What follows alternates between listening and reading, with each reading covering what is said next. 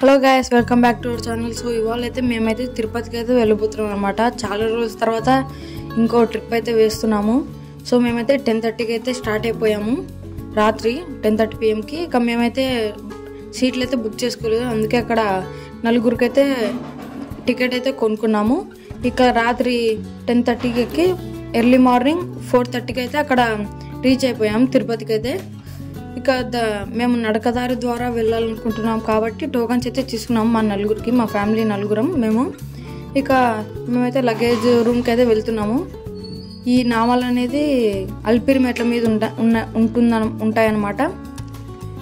So ఇక అక్కడ నుంచి లగేజ్ రూమ్కి అయితే వెళ్ళి మా లగేజ్ అయితే అక్కడ ఇచ్చేసి దర్శనానికి నడుచుకుంటూ వెళ్ళడానికి అయితే సిద్ధమవుతున్నాం ఇక.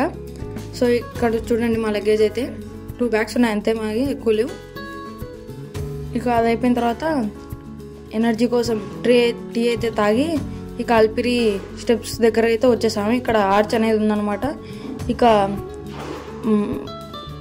మొక్కొని బయలుదేరాము ఇక పైకి అల్పిరికి. సో ఇదన్నమాట. మార్నింగ్ 5:15కి అయితే బయలుదేరాము. ఫస్ట్ వెళ్ళేటప్పుడు అయితే చాలా ఎనర్జెటిక్గా వెళ్ళాము. ఒక 500 స్టెప్స్ వరకు అసలు ఆగకుండా తోపు గీప్ అనుకుంటూ బయలుదేరాం మేమైతే, స్ట్రాంగ్ అనుకుంటూ, నేను మా తమ్ముడు. ఇక అలా 100 మెట్లు ఎక్కుకుంటూ కూర్చుంటూ వెళ్తున్నాము. అంటే 100 స్టెప్స్కి ఒకసారి కూర్చుంటున్నాం మేమైతే. ఇక్కడ ప్రజలు చూడండి, చాలా ఎక్కువనే ఉన్నారు ఎర్లీ మార్నింగ్ అయితే. అలా ఇంకా మెల్లిగా దాటుకుంటూ వచ్చేసరికి ఒకచోట నలుగురం కూర్చొని ఫోటో అయితే తీసుకున్నాం. ఇక్కడ సిటీ అయితే అక్కడ నుంచి చాలా బాగా కనిపిస్తుంది కదా. ఇక మార్నింగ్ అయితే అయిపోయింది ఇక్కడ.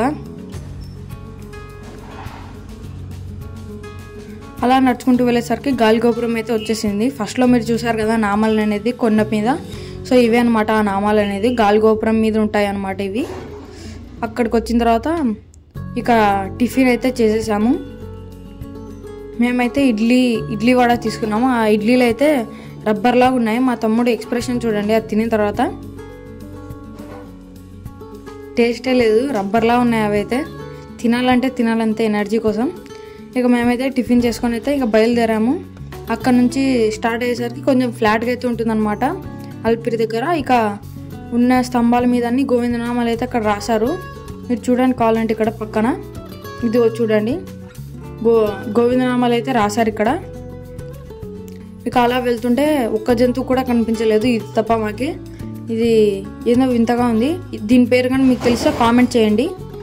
ఇక అలా వెళ్తుండే హనుమంతుని విగ్రహం స్టాచ్యూ అయితే వచ్చింది. అక్కడ నిలబడి ఫోటోలు తీసుకొని జ్యూసులు తాగి ఇక మళ్ళీ స్టార్ట్ చేసామన్నమాట.